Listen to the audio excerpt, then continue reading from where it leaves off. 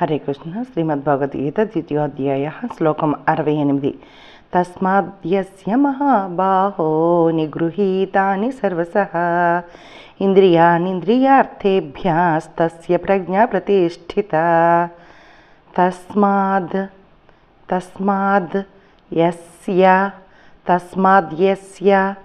తస్మాద్యస్య మహాబాహో నిగృహీతాని సర్వసః.